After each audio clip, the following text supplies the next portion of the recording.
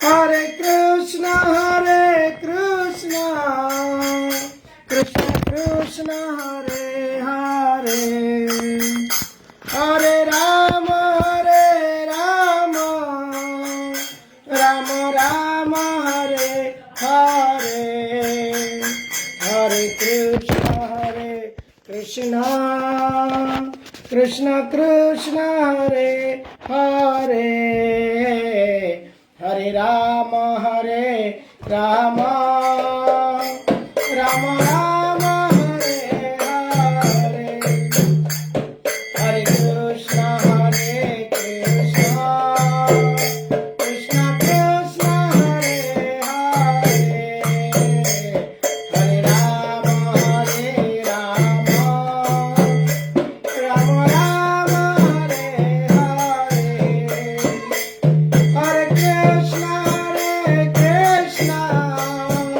कृष्ण कृष्ण हरे हरे, हरे राम हरे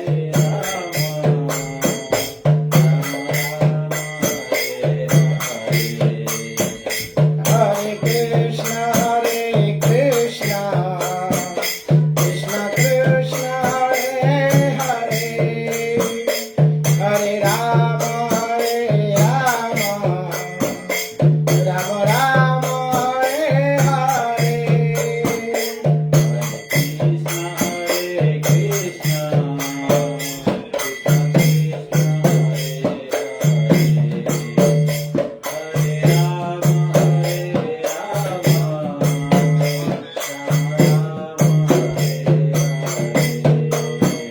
हरे कृष्ण कृष्ण कृष्ण हरे हरे, हरे राम राम राम हरे हरे,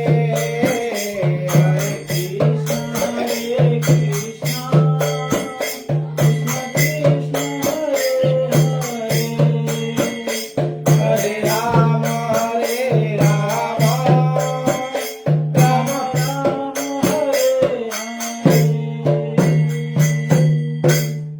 हरे कृष्णा।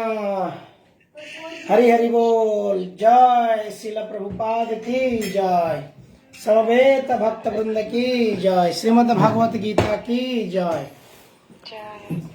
क्षमा चाहता हूँ, मुझे आज थोड़ी सी देर हुई ज्वाइन करने में, थोड़े से गेस्ट है घर पे, तो इस वजह से I could not join on time. और तो आज हम श्रीमद् भागवत गीता के 8वां अध्याय जो हम चर्चा कर रहे हैं, इसके ऊपर हम अभी कंटिन्यू करेंगे। तो 8वां अध्याय भगवत गीता के जो हम आज अभी हम देखेंगे, अंतिम जो इसका खंड है, तो अंतिम खंड के ऊपर आज हम चर्चा करेंगे। ओम नमो भगवते वासुदेवाय, ओम नमो भगवते वासुदेवाय, ओम नमो भगवते वासुदेवाय, ओम अज्ञानतिमिरन्धस्य ज्ञानाञ्जनशलाकया चक्षुरुन्मिलितं येन तस्मै श्री गुरवे नमः। नमो विष्णुपदाय कृष्णप्रेष्ठाय भूतले श्रीमते भक्तिवेदांत स्वामिन् इति नामिने। नमस्ते सारस्वती देवी गौरवाणी प्रचारिणी निर्विशेष शून्यवादी पाश्चात्य देश तारिणी। जय श्री कृष्ण चैतन्य प्रभु नित्यानंद श्री अद्वैत गदाधर श्रीवासदि गौर भक्त वृंद। हरे कृष्ण कृष्ण कृष्ण हरे हरे, हरे राम राम राम हरे हरे।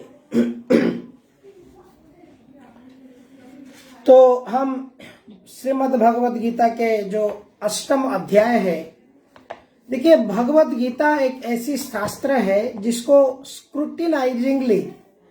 स्क्रूटिनाइजिंगली इसको पढ़ना ये बहुत अनिवार्य है। कई हमारे गांव से लेके शहर तक ऐसे लोग हमको मिलते हैं जो जिनको भगवत गीता नाम बोलने से वो कहते हैं हम जानते हैं भगवत गीता के बारे में। तो भगवत गीता को जानना ये केवल एक लिमिटेड ये हो जाता है। भगवत गीता को बार बार पढ़ना और उसको अपना जीवन में उसको अपनाना ये वास्तव में आवश्यकता है। तो हमने भगवत गीता इसलिए प्रतिदिन इसको पढ़ते हैं और इसको समझाते हैं और ताकि ये हमारा जीवन में ये उतर जाए। तो अगर भगवत गीता सुन करके एक व्यक्ति के जीवन में परिवर्तन नहीं आया तो फिर वो भगवत गीता जानने से कोई लाभ नहीं है। जिस प्रकार से कोई व्यक्ति जानता है कि इमरजेंसी विंडो ये है, एक ट्रेन में आप देखे होंगे कि एक रेड कलर का विंडो रहता है जिसको कहा जाता है इमरजेंसी विंडो। फ्लाइट में एक वो बताते हैं, फ्लाइट में जैसे कोई इमरजेंसी होता है तो वहां पर ये रखा हुआ है। तो उसको केवल जान लेने से अगर इमरजेंसी आया और उसको हमने अप्लाई नहीं किया तो कोई हमारा फायदा नहीं। एयर होस्टेस बेचारी ऐसा ऐसे सब बताता है, ऐसे वो इमरजेंसी को ऐसा करना है, ये सारे चीजें करना है, ऑक्सीजन के ऊपर सब बताने के बाद भी अगर हम इमरजेंसी में उसको अप्लाई नहीं किया तो वो ज्ञान की कोई लाभ नहीं। लोग कहते हैं अब भगवत गीता हाँ वो जो भगवान कहते हैं ना, तू जो करता है वही होता है, तू जो मेरी करता है और होता वो है जो मैं चाहता हूं, कर्म करो फल के प्रति आशा मत करो। इस प्रकार से जो लोग हैं ये इस प्रकार से इसको समझते हैं कि बस इतना ही गीता है। गीता मतलब कर्म करो फल के प्रति आशा मत रखो। गीता मतलब आत्मा परमात्मा के बारे में दी गई दैट्स इट। गीता महाभारत के युद्ध के अंदर भगवान ने अर्जुन को युद्ध करने के लिए प्रेरणा दिया था दैट्स इट। तो इसी प्रकार से क्या होता है कि हम देखते हैं कि कई भारत में असंख्य लोग हैं जो जीवन में परिवर्तन नहीं हुआ है। प्रभुपाद जी एक बार यहाँ पर बॉम्बे में कथा चल रहा था तो भारत में कई बार प्रभुपाद जी जब अपने विदेशी शिष्यों को लेके आते थे तो ऐसे आचार्य ऐसे भारतीय संत होते थे या वैष्णव होते थे जो प्रभुपाद जी को कहते थे देखिए आपके विदेशी शिष्य जो है वो क्या करते हैं, ये कथा में सोते हैं। तो प्रभुपाद जी ने बोला कि ठीक है सोते हैं तो पूरी कथा तक सोते हैं? नहीं, वो बीच में सो जाते हैं। तो प्रभुपाद जी ने बोले एटलीस्ट 1% तो सुनते हैं? उन्होंने बोला हाँ 1% जागते हैं, बाकी 99% सोते हैं कथा के क्लास में। तो प्रभुपाद जी ने बोले देखिए अगर 1% वो भगवत गीता को कथा को सुन के अगर वो इतना परिवर्तन हो गया है, वो विदेशों से वो पूरी तरह से भगवत मेरे प्रति समर्पित हो चुके हैं और मुझे प्रचार कार्य में आते हैं, भौतिक सुख को नशापान करते थे, ड्रग्स लेते थे, इस प्रकार से विदेशी के जो उनकी ढांचा थी उसको परिवर्तन करके वो मेरे कही गई बात मान पा रहे हैं अगर 1% सुन के, तो सोचो अगर 100% सुनेंगे तो क्या होगा। तो कहने की अर्थ है कि गीता पढ़ के अगर हम अपने जीवन में इसको नहीं उतारें, गीता सुन करके अगर हम अपने जीवन में नहीं उतारें तो 100% जाग करके भी गीता सुनने से कोई लाभ नहीं। यहाँ पर हम रात में इस समय में कई लोग कितना कुछ कर रहे हैं, परंतु हम अगर इसको सुन रहे हैं ये जरूर ना जरूर तीव्रता के साथ हमारा जीवन को परिवर्तन करेगा। ये भगवत गीता, ये प्रभुपाद जी की ये जो टीका वाली गीता है, ये हमको इस प्रकार परिवर्तन 100% करेगा, ये निश्चित है। एक बार प्रभुपाद जी को ऐसे ही एक भारत में ऐसे ही विदेशी भक्त के प्रति प्रभुपाद जी को एक और व्यक्ति ने कहा प्रभुपाद जी आपके जो भक्त हैं उनको संस्कृत उच्चारण बराबर नहीं आता है। वो विदेशी एक्सेंट में संस्कृत तो पढ़ते हैं, परंतु संस्कृत शब्द को बराबर से उच्चारण नहीं करते हैं। और ये बड़ा भगवत गीता के श्लोक या जो भी सब श्लोक है ये सही नहीं है। तो प्रभुपाद जी ने बोले ठीक है आप आ जाओ, मैंने तो इतना करके मुश्किल से जाके विदेशों से विदेशी लोगों को प्रचार करके इतना कर दिया, आप तो संस्कृत में स्कॉलर हो, आप आ जाओ, आश्रम ज्वाइन कर जाओ और आप एक संस्कृत का क्लास लीजिए। लेकिन हमारा आश्रम में कॉफी नहीं मिलेगा, चाय कॉफी छोड़ना पड़ेगा। तो वो स्कॉलर ने बोले नहीं नहीं, there Sanskrit is not so bad. उनकी संस्कृत इतनी बुरी नहीं है, चल जाएगा। इसका अर्थ है कि देखिए आप तो समझ पा रहे होंगे इससे। तो अगर भगवत गीता या संस्कृत हमारी चाय कॉफी, हमारा नशा पान, हमारी बुरी आदत को छोड़ नहीं पाते हैं तो उससे कोई हमारी लाभ नहीं है। तो इसलिए हमें भगवत गीता को इसी उद्देश्य से पढ़ना है कि भगवत गीता हमको क्या करेगा, परिवर्तन करेगा, हमारा जीवन को परिवर्तन करेगा। तो अब हम भगवत गीता के श्लोक संख्या 24 को आज पाठ करेंगे। श्लोक 23 को हमने गए थे जो जहां पर हमने देखा था, दूसरा बुक ले आओ, टेक अदर बुक, ये ले लो।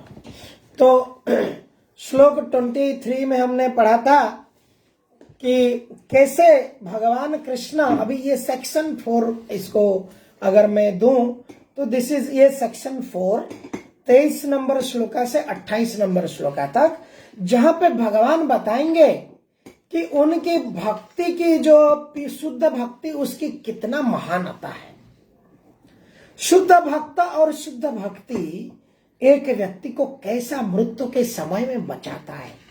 भगवान ने अभी तक जो प्रयाण काल यानी मृत्यु के समय में जो भी कुछ बताए हैं, इससे हो सकता है कोई व्यक्ति योग सिद्धि प्राप्ति नहीं कर पाए, कृष्ण को याद नहीं कर पाए, परंतु यहाँ पर ये जो 5 श्लोक है इससे हमें पता चलेगा कि भक्ति कितना महान है।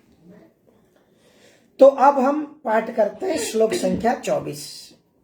पढ़िए प्रतिमा जी। अग्निज्योतिरअह शुक्लः अह शुक्लः षण्मासा उत्तरायणम् तत्र प्रयात गच्छन्ति ब्रह्मविदो जनः। जो परम ब्रह्म के ज्ञाता है वो अग्निदेव के प्रभाव में प्रकाश में दिन के शुभ क्षण में शुक्ल पक्ष में या जब सूर्य उत्तरायण में रहते हैं उन 6 मासों में इस संसार से शरीर त्याग करने पर उस परम ब्रह्म को प्राप्त करते हैं। तात्पर्य श्लोकों पर जब अग्नि प्रकाश दिन तथा पक्ष को उल्लेख रहता है तो यह समझना चाहिए कि इस सबों के अधिष्ठाता देव होते हैं जो आत्मा की यात्रा की व्यवस्था करते हैं। मृत्यु के समय मन मनुष्य को नवीन जीवन मार्ग पर ले जाता है। यदि कोई अकस्मात या योजना पूर्वक उपयुक्त समय पर शरीर त्याग करता है तो उसके लिए निर्विशेष ब्रह्मज्योति प्राप्त कर पाना संभव होता है। योग में सिद्ध योगी अपने शरीर को त्यागने के समय तथा स्थान की व्यवस्था कर सकते हैं। अन्यों का इस पर कोई वश नहीं होता। यदि संयोगवश वो शुभ मुहूर्त में शरीर त्यागते हैं तब तो उनको जन्म मृत्यु के चक्र में लौटना नहीं पड़ता, अन्यथा उनके पुनरावर्तन की संभावना बनी रहती है। किंतु कृष्ण भावनामृत में शुद्ध भक्त के लिए लौटने का कोई भय नहीं रहता, चाहे वह शुभ मुहूर्त में शरीर त्याग करे या अशुभ क्षण में, चाहे अकस्मात शरीर त्याग करे या स्वेच्छापूर्वक। हरे कृष्ण। हरे कृष्णा कृष्ण कृष्ण हरे हरे, हरे राम राम राम हरे हरे। तो इस श्लोक में देखिए, ये चैप्टर कितना इम्पोर्टेंट चैप्टर है। शरीर त्याग करना कितना इम्पोर्टेंट है, इस श्लोक से हमें पता चलता है। शरीर त्याग कैसे करना, किस परिस्थिति में करना, और उसके लिए प्रस्तुति क्या करना है, ये चैप्टर हमको सिखाता है। परंतु संसार में लोगों को बोलेंगे शरीर त्याग, हो ये जवान के समय में ये सब बातें क्यों करते हो, क्या पागलपन आ गया, मृत्यु की बात करते हो। तो यहाँ पर भगवान कहते हैं, जो योगी धुएं रात्रि कृष्ण पक्ष में या सूर्य के दक्षिणायन में रहते हैं, 6 महीने में दिव्यगण हो जाता है, वो चंद्रलोक को जाता है, पुनः पृथ्वी पर वो चला आता है। कौन सा पढ़ रहे हैं? अच्छा, 25 वाला मैं पढ़ रहा हूँ।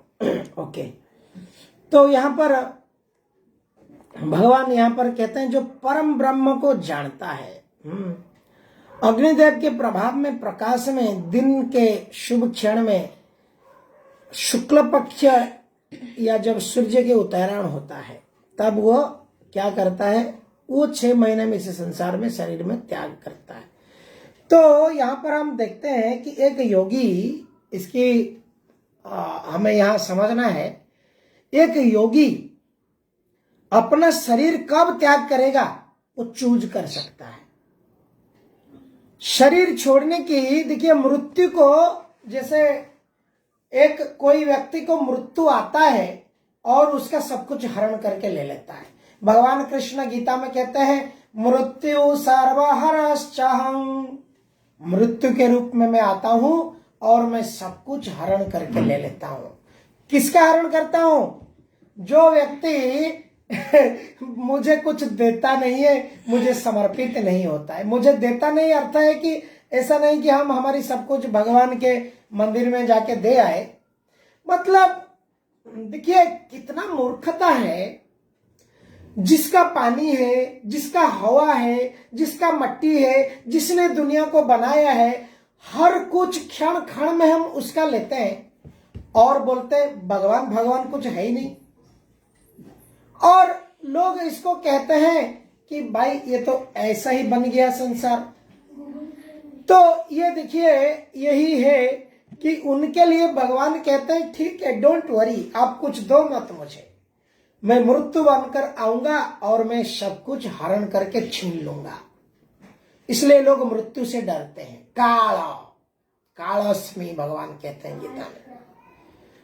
तो क्यों हम, जो लेने वाला नहीं है हमारे से कुछ भी, जो हमको उल्टा और बढ़ा के देने वाला है, प्रेम देने वाला है, उसको समर्पित होने में क्या प्रॉब्लम है? तो ये इस संसार की मूर्खता है। परंतु जो व्यक्ति भगवत साधना में रहता है, योग सिद्धि पुरुष, वो कब मरेगा वो चूज कर सकता है। जैसे भीष्मदेव इच्छा मृत्यु उनको प्राप्त हुई थी, वर प्राप्त हुई थी, और वो देख रहे थे कब वो दिन आएगा, उत्तरायण रहेगा, सूर्य जब उत्तरायण हो गए तो उसी दिन में मृत्यु को प्राप्त करूंगा। भीष्म पंचक में उन्होंने 5 दिन रुका, उसके बाद पूर्णिमा, शुक्ल पक्ष पूर्णिमा का दिन उन्होंने शरीर छोड़ दिया उत्तरायण होने के बाद। तो इसी प्रकार से ऐसे कई योगी साधक होते हैं जो शरीर को त्याग करते हैं अपना इच्छा के हिसाब से। दूसरी बात यहाँ पे भगवान कहते हैं कि चंद्र के बारे में यहाँ पे प्रभुपाद कहते हैं कि चंद्र को कौन जा सकता है। यहाँ पर लिखा हुआ है कि व्यक्ति चंद्र लोक को प्राप्त करता है। तो चंद्र लोक को प्राप्त कौन करेगा? सूर्य और चंद्र ये सब क्या है? ये हेवनली बॉडी है, हेवनली प्लैनेट है। ये चंद्र लोक को वही व्यक्ति प्राप्त कर सकता है। उसके लिए व्यक्ति का क्या होना चाहिए? श्रीमद् भागवतम में कपिल देव कहते हैं इसके बारे में, एक व्यक्ति को बहुत तपस्या करना पड़ेगा, बहुत यज्ञ करना पड़ेगा, ऐसे स्वर्ग प्राप्ति इतने आसानी से नहीं होता है। इसलिए हमको ये सब चीज में ज्यादा हमें नहीं लेना चाहिए, हमें भक्ति करना चाहिए। आगे वाले श्लोक को हम जाएंगे। इसके ऊपर किसी का कोई प्रश्न टिक्का टिप्पणी है? नहीं तो अंत में रखिएगा, आपका कुछ प्रश्न टिक्का टिप्पणी है तो।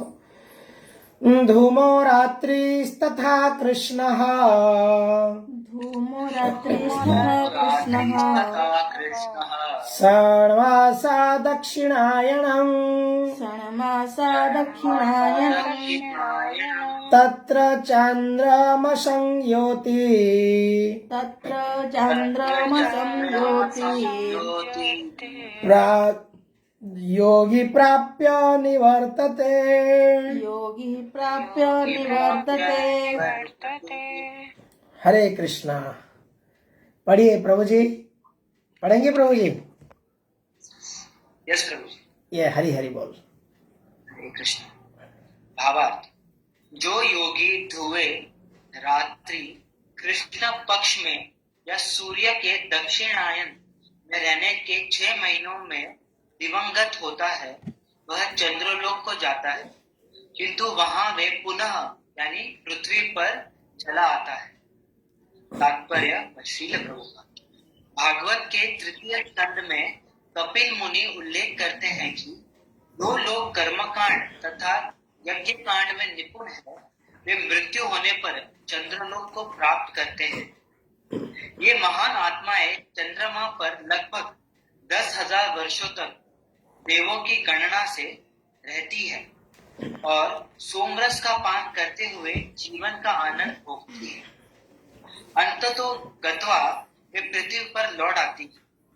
इसका अर्थ यह हुआ कि चंद्रमा में उच्च श्रेणी के प्राणी रहते हैं, भले ही हम अपनी स्थूल इंद्रियों से उन्हें देख न सके। हरे कृष्ण। हरे कृष्णा। हरि हरि बोल। थैंक यू प्रभु। सो यहाँ पे वही चंद्रमा की जो है, सूर्य और चंद्र के ये उत्तरायण और दक्षिणायन, इसके ऊपर मृत्यु की अलग अलग व्याख्या की गई है। ऐसे भगवान कृष्ण देखिए, यहाँ पे भी आपको मैं बता दूं, ये केवल भगवान अभी बता रहे हैं, देखो ऐसा मरने की विधि है, ऐसा मरना पड़ेगा तो प्राप्ति होगा वैकुंठ। जैसे पहले भी भगवान क्या बताए थे? योग पद्धति, अष्टांग योग पद्धति बताए। लास्ट में आखिरी श्लोक में भगवान क्या कहे? भक्ति कर लिया, मुझे शरण ले लिया तो बस अष्टांग योग की जरूरत नहीं है। इस प्रकार से यहाँ पे भगवान हमको बता रहे हैं कि जब कोई व्यक्ति मृत्यु कैसा करता है तो उसको क्या क्या प्राप्ति होता है।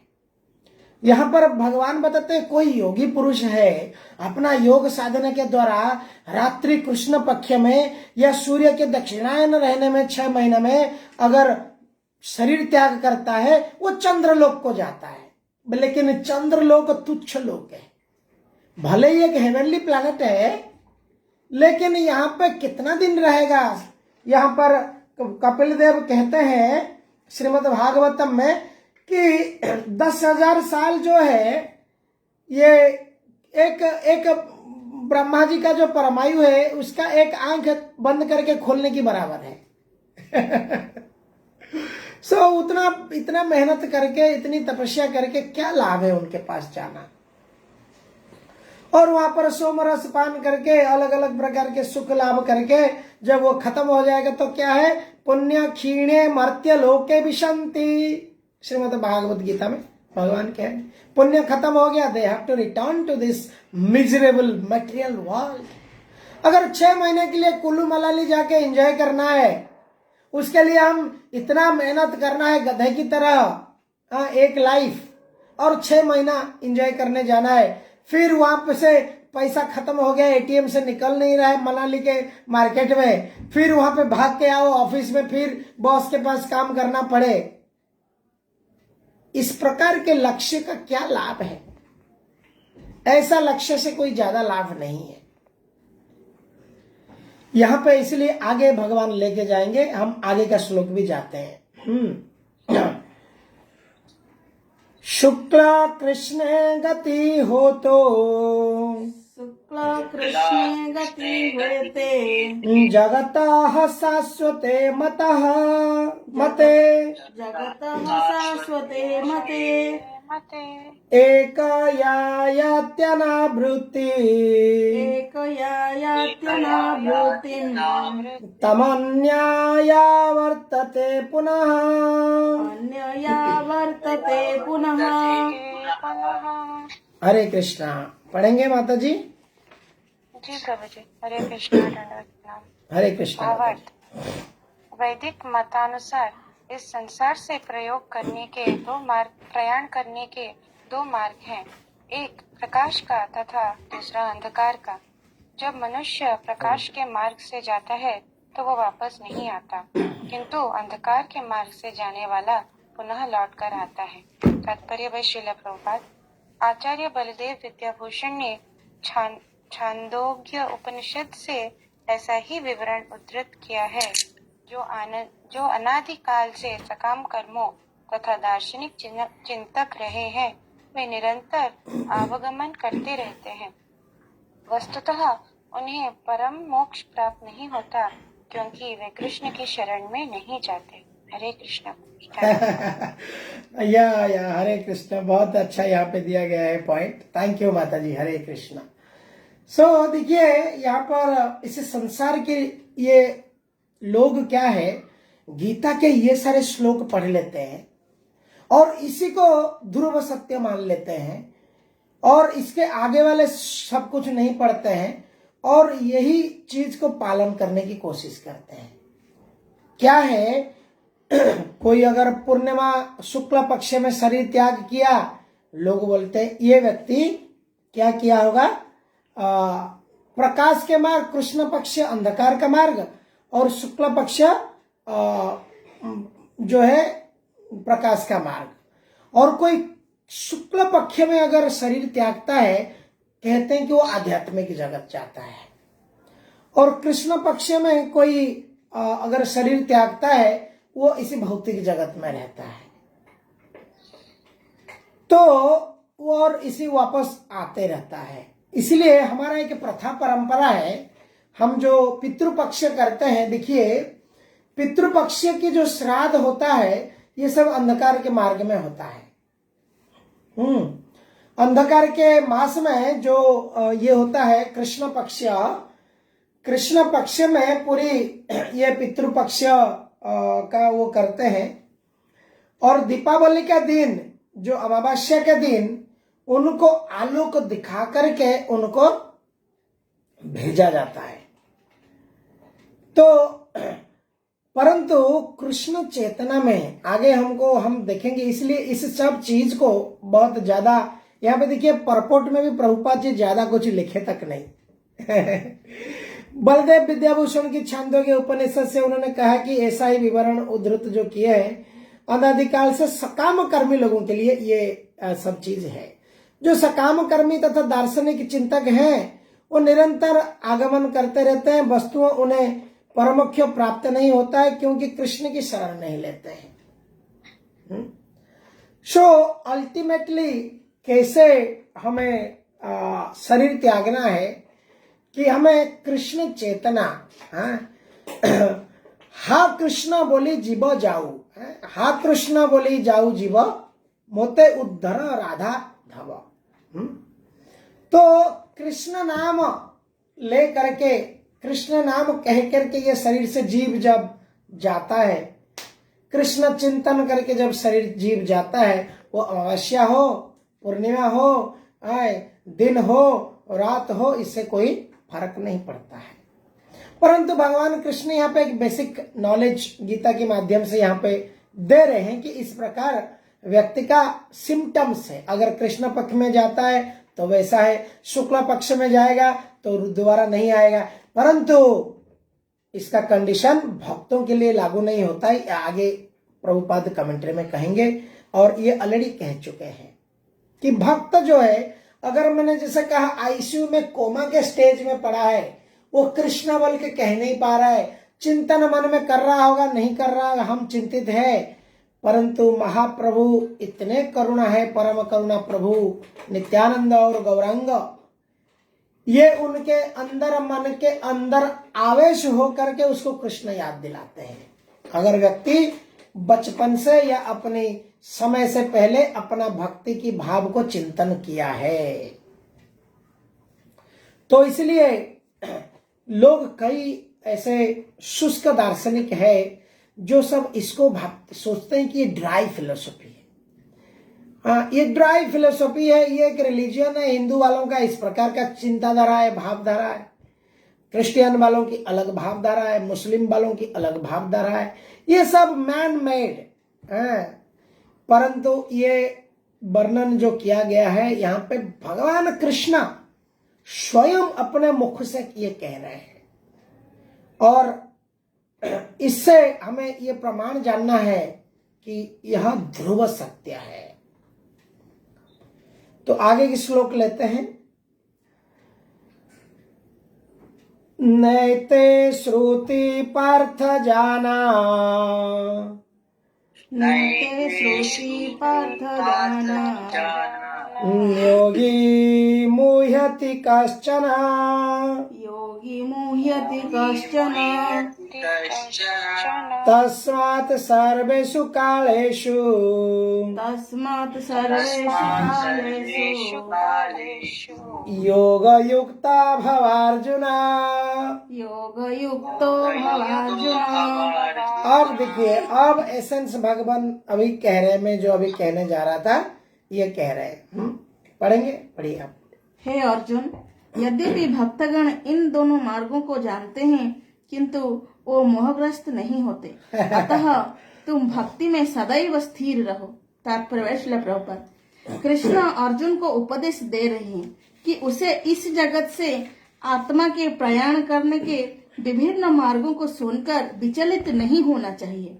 भगवत भक्त को इसकी चिंता नहीं होनी चाहिए कि वह स्वेच्छा से मरेगा या दैववशात। भक्त को कृष्ण भावनामृत में दृढ़ता पूर्वक स्थिर रहकर हरे कृष्णा कृष्ण कृष्ण हरे हरे, हरे राम राम राम हरे हरे मंत्र का जप करना चाहिए। उसे यह जान लेना चाहिए कि इन दोनों मार्गों में से किसी की भी चिंता करना कष्टदायक है। कृष्ण भावनामृत में तल्लीन होने की सर्वोत्तम विधि यही है कि भगवान की सेवा में सदैव रत रहा जाए। इससे भगवत धाम का मार्ग स्वतः सुगम, सुनिश्चित तथा सीधा होगा। इसी श्लोक का योग युक्त शब्द विशेष रूप से महत्वपूर्ण है।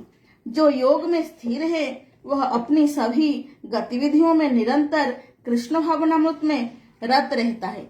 श्री रूप गोस्वामी का उपदेश है, अनासक्तस्य विषयान् यथार्थम पयुंजतः। मनुष्य को सांसारिक कार्यों से अनासक्त रहकर कृष्ण भावनामृत में सब कुछ करना चाहिए। इसी विधि से, जिसे युक्त वैराग्य कहते हैं, मनुष्य सिद्धि प्राप्त कर सकता है। अतएव भक्त कभी इन वर्णनों से विचलित नहीं होता, क्योंकि वह जानता रहता है कि भक्ति के कारण भगवत धाम तक का उसका प्रयाण सुनिश्चित है। हरे कृष्ण। हरे कृष्णा।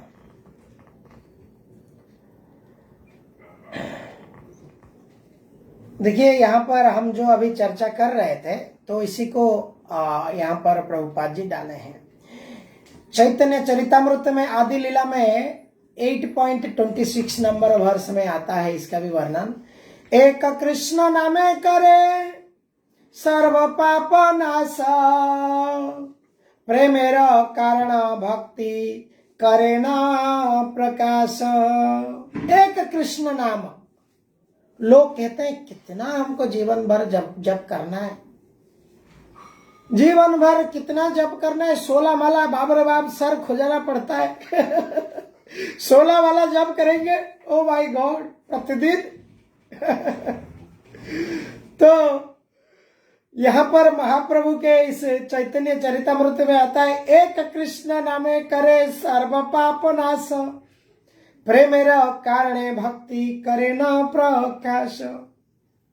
सिंपली एक बार अगर कोई बिना किसी निरपराध में अगर भगवान का नाम लेता है परंतु यही एक कृष्ण नाम को जपने के लिए हमको 16 माला की अभ्यास करना पड़ता है। मृत्यु के समय में एक कृष्ण, हा कृष्ण बोली जाओ जीव, ये जीव जाए हा कृष्ण बोलकर, हाँ, हे राधा धाव मुझे आप ऐसा ही उद्धार करो।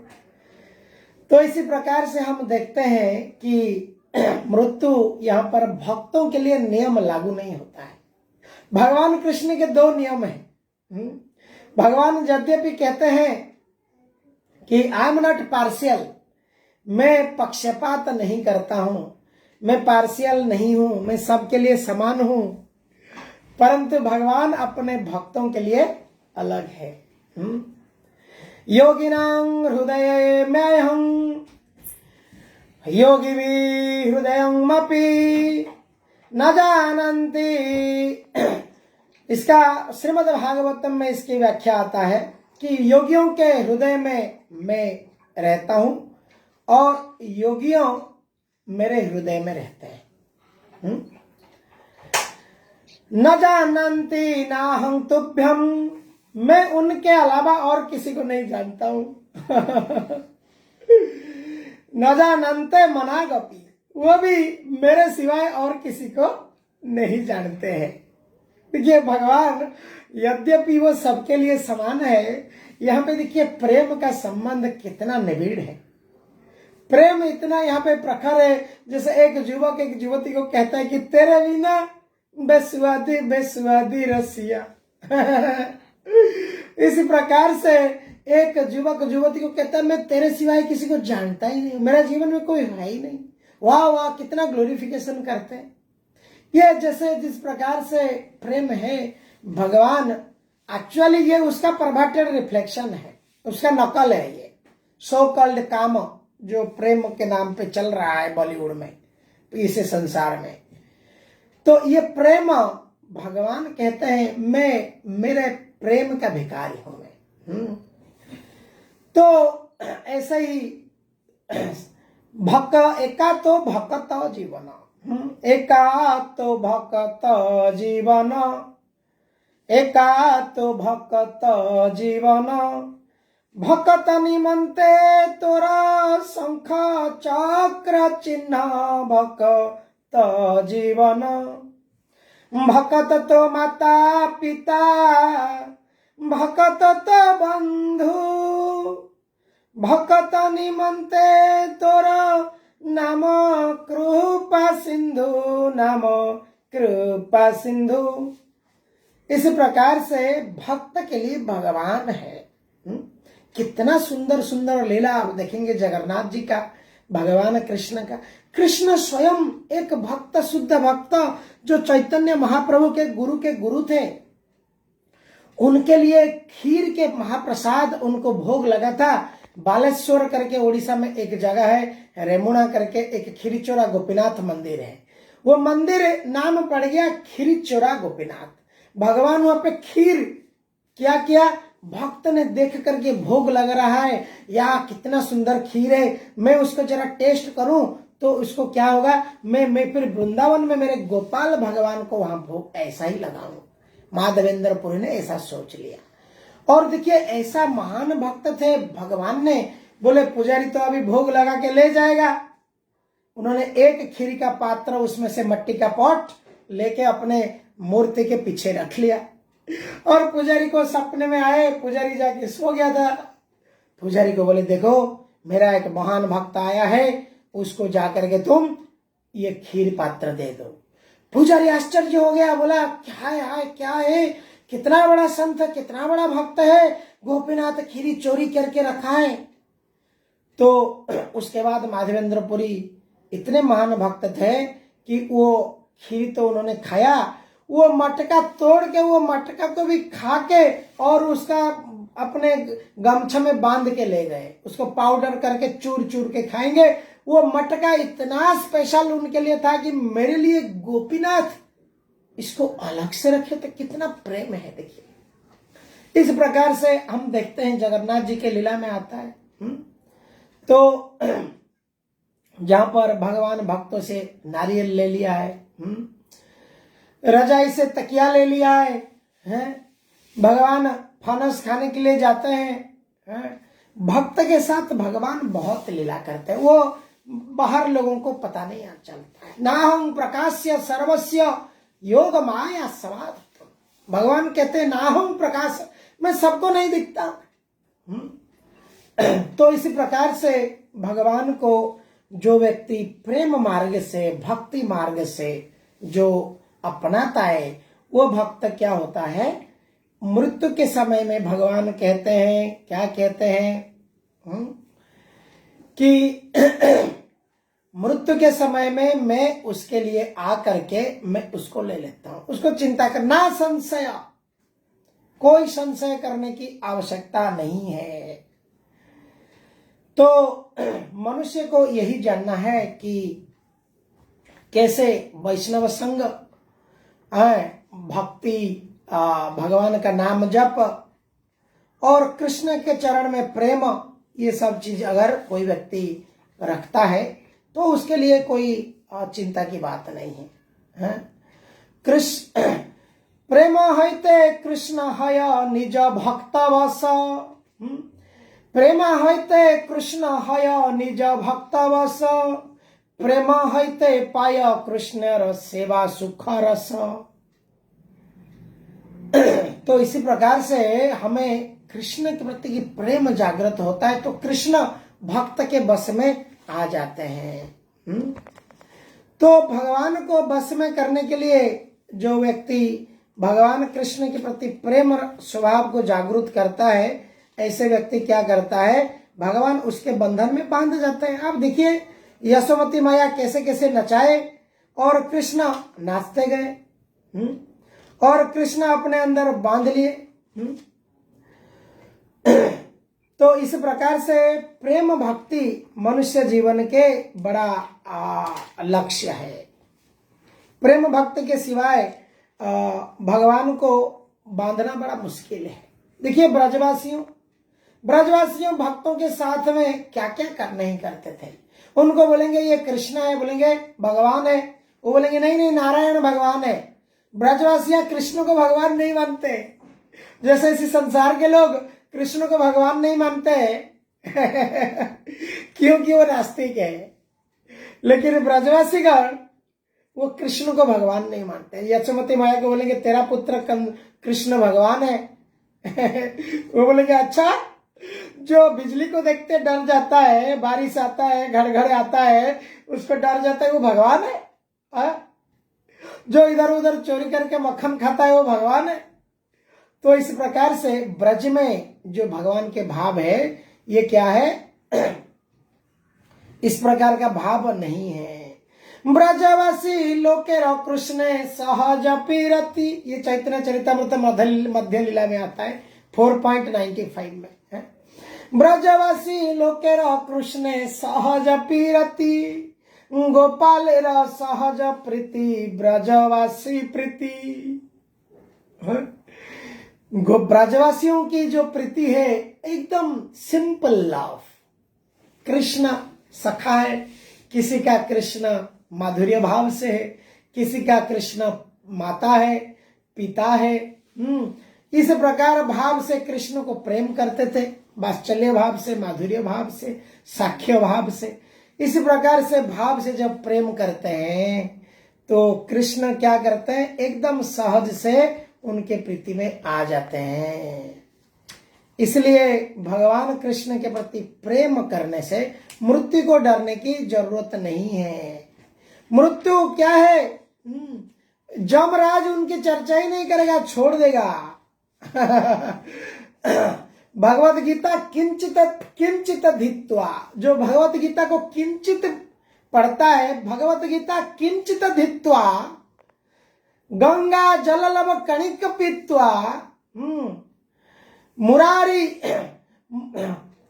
जावत मुरारी किंचित चर्चा करती ना तस्य जमेन चर्चा।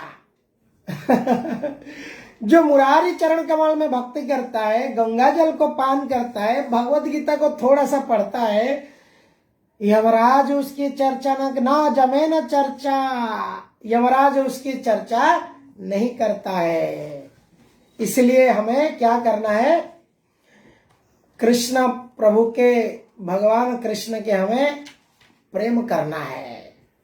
भगवान कृष्ण को कौन क्या क्या भाव से प्रेम किया है। मोर पुत्र मोर सखा मोर प्राणपति, यही भावे यही मोर करे शुद्ध भक्ति। योग आंख बंद करके साधन करने से नहीं होने वाला है। Silent meditation is not going to help. भगवान को पाना है, लिफ्ट पकड़ना है। अगर सीधा ये 14 फ्लोर की लिफ्ट पार करना है, वैकुंठ में जाना है, तो क्या एक एक स्टेप चढ़ोगे। अष्टांग योग, ये साधना, नाक में पावन, ये नाक में पावन, ये कलयुग की नहीं है कोई साधन। कलयुग की साधन क्या है, मोर पुत्र मोर सखा मोर प्राणपति, यही भावे यही मोरे करे प्रेम भक्ति। अपना के बड़े माने आमारे समहीन, सेई भावे हय आमी तुम्हारा अधीन। कैसे बंध गए जसीमती की माता के बंधन में। इस प्रकार से अगर हम सोचेंगे, मेरे घर में भगवान को भूख लग रही होगी, कहा मैं चला गया, आज लेट हो गया, जाता हूं मेरे भगवान को खिलाऊंगे। बेचारे गोपाल खाए नहीं है। भगवान कहते हैं मैं उनका पुत्र बन जाता हूं, मैं उनके अधीन में, वो जैसे मुझे रखते हैं मैं ऐसे ही रहता हूं। ऐसा भाव से मैं जीवन व्यतीत करता हूं। कैसा भगवान की भाव है। अपना के वो सोचते मैं बड़ा हूं, मैं बाप हूं, मेरा गोपाल, मेरा लाला को क्या ठंड में ठंडी लग रहा है, उसको कभी ठंड वाला ड्रेस पहना दूं। तो इस प्रकार से अपना के बड़ा भान में आमारे सम हिना, से भावे हय आमी ताहार अधीन। तो ये भाव, ये भगवत गीता पढ़ के जो लोग भगवान कृष्ण को नहीं समझ पाते हैं, ये भाव कहाँ आएगा उनके साथ। बड़ा दुर्भाग्य की भाव है, समस्या है। भगवत गीता लोग पूरा पढ़ने के बाद भी भगवान कृष्ण के प्रति प्रेम भक्ति किंचित भी नहीं। That is very unfortunate things. हमें भगवत गीता पढ़ना है और भगवान कृष्ण के प्रति अगाध्य प्रेम, अचिंत्य प्रेम जागृत करना है। ये प्रभुपाद का लक्ष्य है। प्रभुपाद जी इसीलिए 70 साल की उम्र में इस वृंदावन, भारत की जैसे भव्य देश को छोड़ करके उन्होंने बहुत पीड़ा लेकर विदेश में जाकर इस भगवत गीता को प्रचुर मात्रा में प्रचार किया। आज अगर कोई साहित्यिक, कोई ऐसे कोई किताब है जो वर्ल्ड में सबसे ज्यादा बिक्री हुई है पूरा वर्ल्ड में, वो है भगवत गीता। आज तक इतिहास में ऐसे कोई संत नहीं थे, ऐसे कोई महापुरुष नहीं थे जो इतना रिलीजियस स्क्रिप्चर को पूरी विश्व में अधिक तक पहुंचा है, लोकप्रिय किया है। तो ये प्रभुपाद जी की महिमा है, क्योंकि उनकी ये जो भगवत गीता हम जो पढ़ रहे हैं, उनकी ये टिप्पणी, ये इतना प्रामाणिक टिप्पणी है, इसको कोई पढ़ेगा उसके हृदय में 100% परिवर्तन आएगा।